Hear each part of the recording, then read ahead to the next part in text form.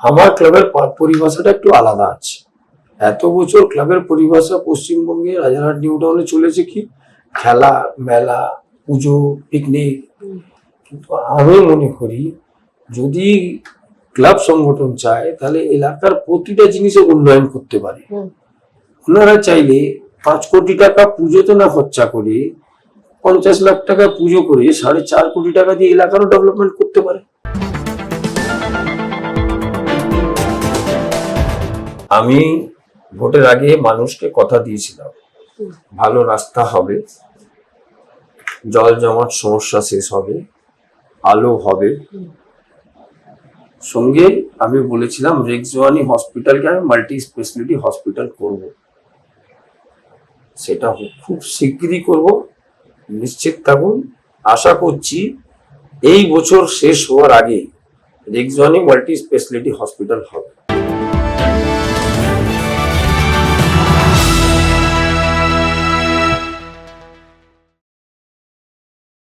Rajarhat new টাউনের উন্নয়ন থেকে সিন্ডিকেট, কাটমানি, তোলাবাজি, একের পর এক সেন্সিটিভ ইস্যুতে সরব বিধায়ক পীযূষ কানোরিয়া। মাত্র 1 কোটি টাকার এমএলএ এলইডি তহবিলে আদৌ উন্নয়ন সম্ভব কিনা, আগামী 6 মাসের রোডম্যাপ কি, বিল্ডারদের কাছ থেকে তোলাবাজির অভিযোগ কবে বন্ধ হবে, সিন্ডিকেট ভাঙতে কতটা এগিয়েছে প্রশাসন, এই সব বিষয় নিয়ে জানতে চাওয়া হয়। সব প্রশ্নের ক্লিয়ার কাট উত্তর দেন রাজারহাট নিউ টাউনের বিধায়ক পীযূষ কানোরিয়া।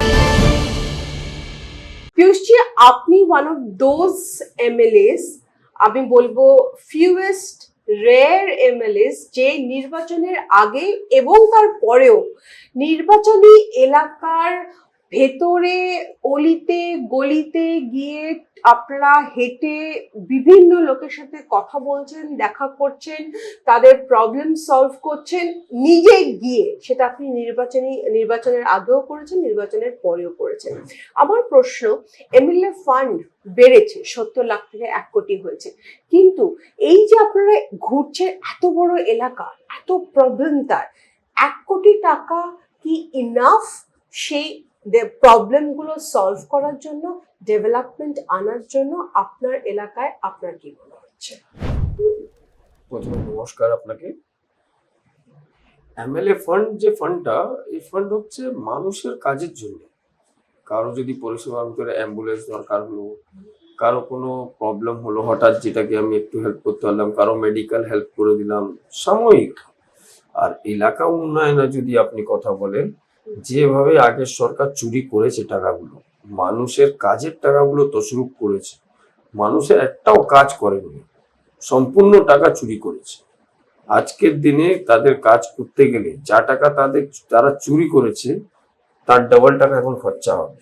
তার কারণ হচ্ছে ওনারা যেভাবে কাজ করেছে, মামা বাড়ির আবদার, যেখানে খুশি হয়েছে সেখানে গর্ত করে দিয়েছে, যেখানে খুশি হয়েছে সেখানে রাস্তা উঁচু করে দিয়েছে, যেখানে খুশি হয়েছে সেখানে অন্য লোকের জমির উপরে পাম্প হাউস বানিয়ে দিয়েছে, যেখানে খুশি হয়েছে সেখানে অন্য লোকের জমির উপরে ভ্যাট বানিয়ে দিয়েছে, কিন্তু মানুষের কাজ করেনি।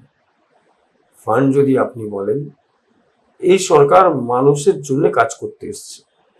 আমাদের মুখ্যমন্ত্রী মাননীয় শুভেন্দু অধিকারী একটাই কথা বলেছেন, মানুষের কাজ করতে হবে, মানুষের পাশে থাকতে হবে।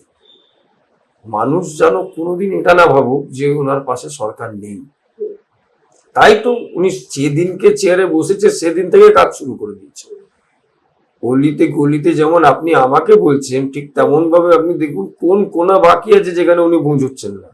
প্রতিটা জায়গায় উনি যাচ্ছেন, প্রতিটা মানুষের ব্যথা ওনার মনে আছে। তার জন্য তো আজকে এই বাজেট, যে বাজেটটা উনি আনলেন, ওই বাজেটের ভিতরে আপনি কি দেখলেন? একটা মিড ডে মিলে কত টাকা দরকার পড়তে পারে সেটাও ওনার মস্তিষ্কে ছিল। একটা হসপিটালে যে রুগী খাবার খাচ্ছে তার টাকাটা যে সাফিসিয়েন্ট নেই সেটাও ওনার মনে ছিল। আজকে যে মিডিয়া চতুর্থ স্তম্ভ, তার জন্য কি করতে হবে সেটাও ওনার মনে ছিল। পশ্চিমবঙ্গের রাস্তার অবস্থা খুব খারাপ, সেটা উনি জানতেন। ইন্ডাস্ট্রি ডেভেলপ করার জন্য কি কি করতে হবে সেটা ওনার মস্তিষ্কে ছিল। সম্পূর্ণ জিনিসটা নিয়ে উনি বাজেটের ভিতরে রিফ্লেক্ট করেছে, যেটা বোঝায় যে না, মানুষের নেচার বা মানুষের ব্যথা যে বুঝবে সেই মানুষের কাজ করতে পারবে। কিন্তু পীযূষজি, আপনার এলাকায় স্বচ্ছ জল, প্রত্যেকটা পরিবারের স্বচ্ছ জল বলুন, একটা বাচ্চাদের খেলার মাঠ, স্কুল, পরিষ্কার রাস্তা, ভালো ওয়েল ইকুইপড ড্রেনেজ, জল যাতে না জমে, ট্রান্সপোর্টেশনের ব্যবস্থা, এই সব কিছু কি আপনি 1 কোটির মধ্যে করে ফেলতে পারবেন? আপনার কি মনে হয়? এটা তো ওই জিনিসের জন্য এই টাকাটা না। এই টাকাটা হচ্ছে যেরকম আপনাকে বললাম শর্ট টার্ম, মানুষের দরকারের সময় সঙ্গে সঙ্গে দেওয়ার জন্য। রইল যে প্রশ্নটা আপনি করছেন, এই যে কাজগুলো, যেটা ড্রেনেজ বলুন, রাস্তা বলুন, জল জমার সমস্যা বলুন, আলো বলুন, এই টোটাল কাজ করতে গিয়ে পুরো রাজারহাট নিউ টাউনে নিয়ার অ্যাবাউট 900 কোটি টাকার প্রজেক্ট আছে। হ্যাঁ, যে কাজটা এত বছর ধরে, আপনি চিন্তা করুন, new town, Rajarhat new town, শহরের ভিতরে এক নতুন শহর, কিন্তু অদ্ভুত শহর, যেখানে নতুন শহর হওয়া সত্ত্বে কমপ্লেক্স আছে কিন্তু ড্রেনেজ নেই, কমপ্লেক্স আছে কিন্তু জল নিকাশি ব্যবস্থা নেই, কমপ্লেক্স আছে কিন্তু পানীয় জল নেই, আবার কমপ্লেক্স আছে, এতগুলো মানুষের বাস আছে কিন্তু একটাও গভর্নমেন্টের বাস নেই। এত বড় রাজারহাট নিউ টাউন কিন্তু একটা ভালো হসপিটাল নেই। এত বড় রাজারহাট নিউ টাউন, এতগুলো এখানে স্কুল আছে কিন্তু স্কুলের ভিতরে ভালো করে যে বাচ্চারা পড়বে তার পরিবেশ নেই। এটাই বাস্তব চিত্র রাজারহাট নিউ টাউনে, যেটাকে এখন সঠিক করতে হবে। পিউষজি, যদি আপনাকে বলা হয় নেক্সট 6 মাসে কোন প্রবলেম, তো প্রচুর আছে, কিন্তু আপনার মতে কোন 3টে প্রথম প্রবলেম আপনি ধরবেন এবং সলভ করবেন? 6 মাস বলুন বা 1 বছর বলুন, প্রথম 3টে যেটা একদম মনে হয় আপনার প্রায়োরিটি 1, প্রায়োরিটি 2, প্রায়োরিটি 3। আমি ভোটের আগে মানুষকে কথা দিয়েছিলাম, ভালো রাস্তা হবে, জল জমাট সমস্যা শেষ হবে, আলো হবে, সঙ্গে আমি বলেছিলাম রেক্সওয়ানি হসপিটালকে আমি মাল্টি স্পেশালিটি হসপিটাল করব। সেটা খুব শীঘ্রই করব, নিশ্চিত থাকুন। আশা করছি এই বছর শেষ হওয়ার আগে রেক্সওয়ানি মাল্টি স্পেশালিটি হসপিটাল হবে। দ্বিতীয় কথা হচ্ছে, আজকের দিনে আমাদের ভবিষ্যৎ হচ্ছে আমাদের বাচ্চারা। বাচ্চাদের যদি ভালো পরিবেশ না থাকে তাহলে তাদের পড়াশোনাতে মন লাগে না। এর জন্যে আমি চেষ্টায় আছি যে অন্তত আমাদের এখানে গ্রামীণ অঞ্চলের ভিতরে 67 স্কুলস আছে, প্রাইমারি, হায়ার সেকেন্ডারি মিলিয়ে, মাদ্রাসা মিলিয়ে। এই 67 স্কুলসকে আমি চেষ্টায় আছি যেন দুর্গাপুজোর সময়ের মধ্যে ভালো করে বানাতে পারি, পুরো রং টং করে দিতে পারি, যার থেকে বাচ্চারা ভালো পরিবেশ পাবে, ভালো করে পড়াশোনাটা করতে পারে। ওদের যদি ভবিষ্যৎ সঠিক হয় তাহলে রাজারহাট নিউ টাউনে উন্নতি অটোমেটিক হবে, এটা আমার বিশ্বাস। এই কথাটা শুনে খুবই ভালো লাগলো পিউষজি, বাচ্চাদের স্কুলের কথা আপনি একদম প্রায়োরিটিতে রেখেছেন। আমার নেক্সট প্রশ্ন, রাজারহাটের প্রচুর কনস্ট্রাকশন হচ্ছে, যেহেতু কনস্ট্রাকশন হচ্ছে তার জন্য এক্সটর্শনও হচ্ছে। কনস্ট্রাকশন আর এক্সটর্শন এত বছর কলকাতায় প্যারালালি চলেছে, আপনি এবার কিভাবে এই এক্সটর্শন গুলো বন্ধ করবেন? সরকার না চাইলে কোনো কাজ যে কেউ করতে পারবে এটা আমি মানি না। আজ যেরকম ভাবে আমাদের স্বচ্ছ সরকার, অর্থাৎ আমাদের মুখ্যমন্ত্রী মাননীয় শুভেন্দুদা একদম স্পষ্ট বার্তা দিয়েছে, জিরো টলারেন্স, নো কারাপশন। আজ আপনি দেখুন, এটা একদম বাস্তব কথা যে রাজারহাট নিউ টাউন একটা ডেভেলপিং ডিস্ট্রিক্টের ভিতরে একটা ডেভেলপিং এরিয়া আছে।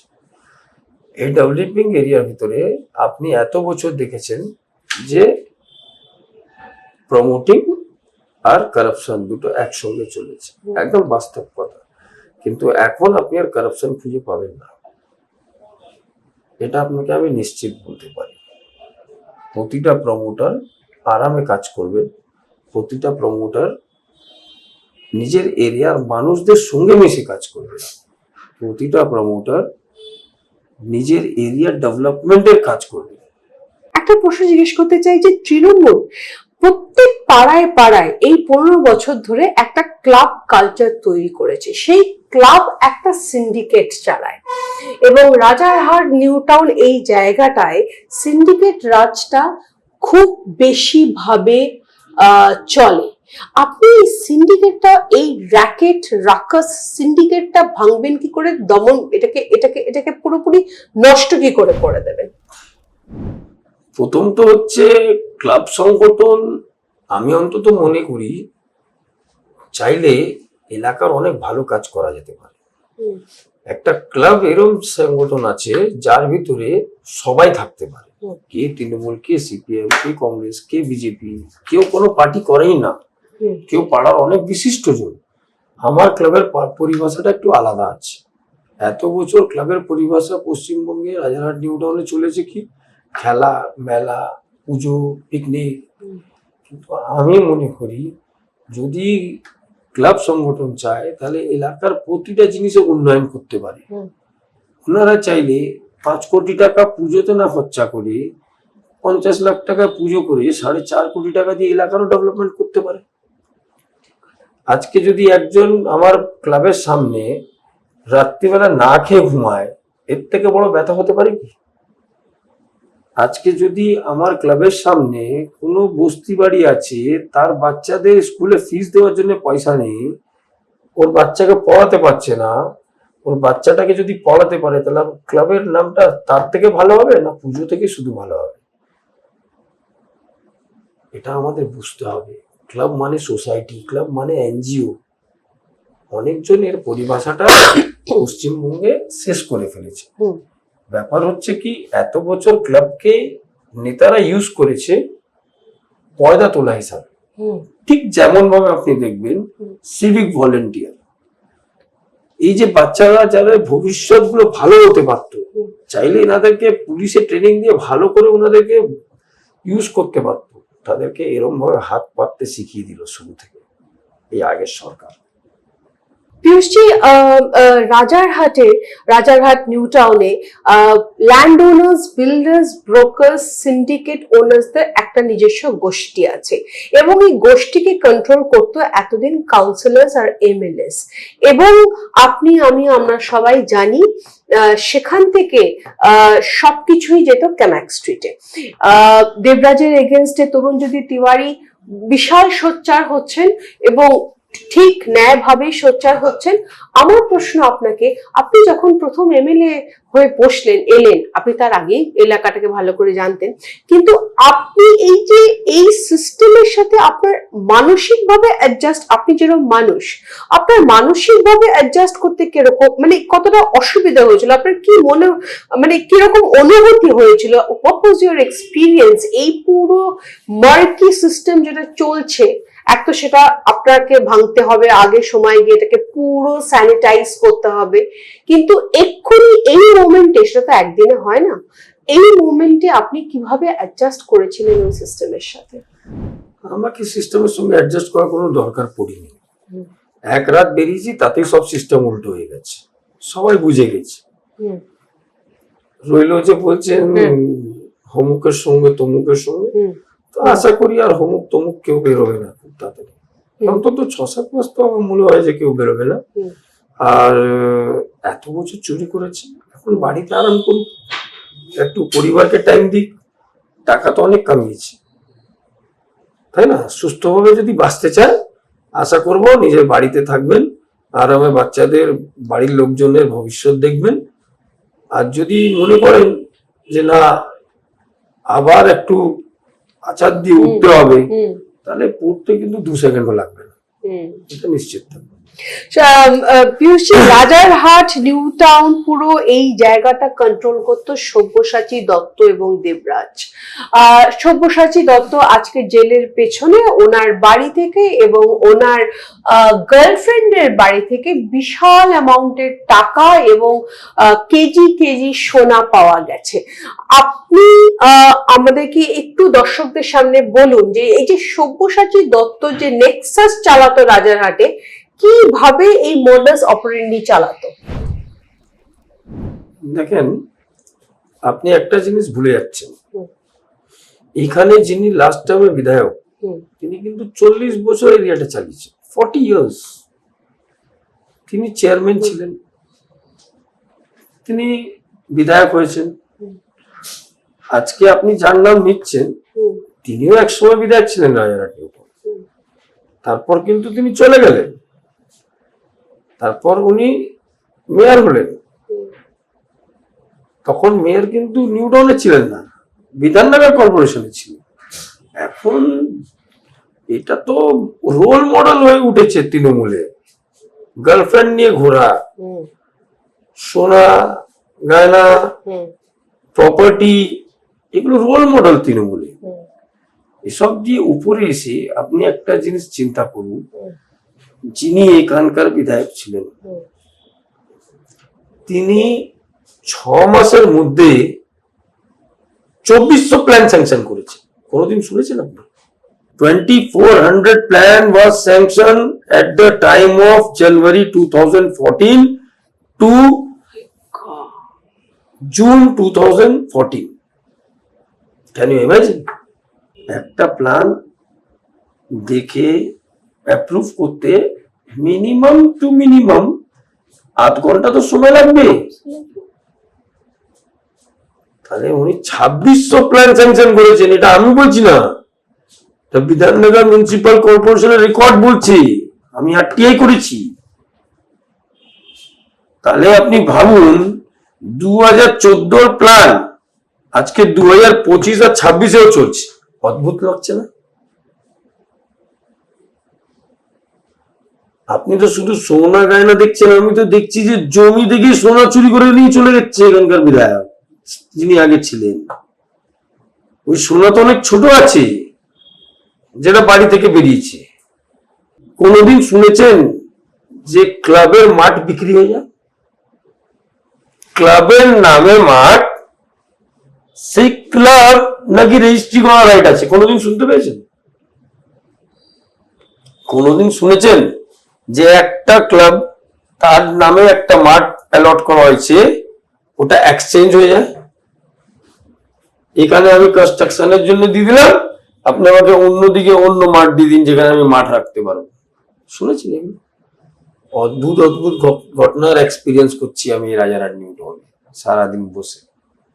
পিউজি, যখন এরকম অনেক কেসেস হয়েছে, অনেক ওয়ার্ড অফিসেস যখন রেড করা হয়েছে, যখন রেড না, যখন গেছে ওখানে লোকজন, তখন অদ্ভুত অদ্ভুত জিনিস পেয়েছে। আপনি কি নিউ টাউনে যখন এমএলএ হলেন এবং ওয়ার্ড অফিসে গেলেন, আপনি ওয়ার্ড অফিসে কি প্রথম কি দেখেছিলেন? ওয়ার্ড অফিসে, টিএমসির ওয়ার্ড অফিসে? ওয়ার্ড অফিসে যাওয়ার সৌভাগ্য এখনো আমার হয়নি। তার কারণ হচ্ছে এখনো পর্যন্ত আমার অফিসে যা যা জিনিস আসছে আমার ওয়ার্ড অফিসে যাওয়ার দরকারই পড়ছে না। কি জিনিস আসছে পিউজি, একটু আমাদের বলুন। তো আপনাকে এক্সপিরিয়েন্স শেয়ার করছি। তো আজকে একটা প্রমোটারকে জমি বিক্রি করেছে, কত? 150 কাঠা, 150 কাঠাস অফ ল্যান্ড মেন রোডে। জমি যদি চওড়া হয় 200 ফুট, ব্যাক সাইডে 200 ফুটের মধ্যে যদি কোনো রাস্তা পড়েছে, সে রাস্তাও বিক্রি হয়ে গেছে। পেছন দিকে বাড়িগুলো যদি খালি করাতে হয়, কি করতে হবে? ড্রেন গুলো বন্ধ করে দিন। নিকাশি ব্যবস্থা যদি না থাকে, বাড়ির লোক কি করে থাকবে? জল জমবে। বৃষ্টি নাই হোক, বাড়ির যে জল বেরোচ্ছে সেটাও তো ড্রেন হতে হবে। আউট নেই তো জল কোথায় যাচ্ছে? সেই বাড়ির মধ্যে নোংরা জল ঢুকছে। এই হিসাবে মানুষকে নিজে বাড়ি বিক্রি করতে বাধ্য করেছে এখানকার একটা কাউন্সিলর, আর সাপোর্ট করেছে এখানকার বিধায়ক। উনি নাকি অনেক বড় হিমায়তি গরিবদের, বলেন আমি অমির থেকে নেই, গরিবদের দিই। তাহলে 2400 বাড়ির টাকা কোথায় গেল? কত গরিবকে উনি দিয়েছেন? ওই টাকা দিয়ে তো পুরো রাজারহাট নিউ টাউনটাকে গরিব তুলেই দেওয়া যেত, গরিব থাকতোই না কেউ। ড্রেন চুরি, প্ল্যান চুরি, ডি প্ল্যান, প্ল্যান ছাড়া বাড়ি, একটা দুটো না, 350-র উপরে প্ল্যান ছাড়া বাড়ি আছে এই রাজারহাট নিউ টাউনে। তাও G+1 এর কথা বলছি না, হাই রাইজ G+1 এর কথা বলছি না, 4 থেকে 5 তলা বাড়ি without plan. It is in BMC area. Can you imagine? পিউচি বুলডোজার এখানে চলছে না কেন? এত বেআইনি কনস্ট্রাকশন যখন হচ্ছে, বুলডোজার পলিসি তো আমাদের মাননীয় মুখ্যমন্ত্রী লঞ্চ করে দিয়েছে। একটু সময় দিন, একটু সময় দিন। এখানে যখন বুলডোজার চলবে তখন থামবে না, একটু সময় দিন, অপেক্ষা রাখুন। পিউজি, আপনার কাউন্টার পার্ট নিউটাউন গোপালপুরের এমএলএ তরুণজ্যোতি তিওয়ারি ইনভেস্টিগেটিং এজেন্সিসদের অনেক সাহায্য করছে দেবরাজ এবং অদিতি মুন্সির এগেনস্টে যত করাপশন কেসেস রয়েছে সেগুলোর, স্পেসিফিক্যালি দেবরাজের এগেনস্টে যে করাপশন কেসেস গুলো রয়েছে সেগুলোতে ইনভেস্টিগেট করতে সাহায্য করছেন। আপনিও কি ইনভেস্টিগেশন এজেন্সি দরকার পড়লে ইনভেস্টিগেটিং এজেন্সিদের সাহায্য করবেন? সে দেবরাজি হোক বা সব্যসাচী দত্তই হোক বা যে কোনো কেউই হোক যে নিউটাউন রাজারহাট এলাকার দুর্নীতির সাথে জড়িত রয়েছেন, আপনি কি সেখানে সাহায্যের হাত বাড়াবেন, সাহায্য করবেন? নিশ্চয়ই করবো, কেন করবো না। Corruption free Bengal, we are moving on it. Apart from that, we have to make every criminal in jail. পিউচি, Sabyasachi যে সিন্ডিকেটটা চালাতো রাজারহাটে, সেটা কিন্তু পুলিশকে কমপ্লিটলি কন্ট্রোলে নিয়ে চালাতো, পুলিশ কমপ্লিটলি সব্যসাচীর কন্ট্রোলে ছিল। এইবার সব্যসাচী চলে যাওয়াতে আপনি কি পারছেন পুলিশের ওই মনস্তত্ত্বটা চেঞ্জ করতে, যে ভাই কাটমানি বলে আর কিছু নেই, টাকা পয়সা এক্সট্রা বলে আর কিছু নেই, তুমি কাজ করছো, স্যালারি পাচ্ছ? এত বছরের একটা হ্যাবিট, যেতে তো একটু সময় লাগবেই। এক্ষুনি সবকিছু হয়ে যাবে না, একটু সময় দিন, সব সোজা হয়ে যাবে।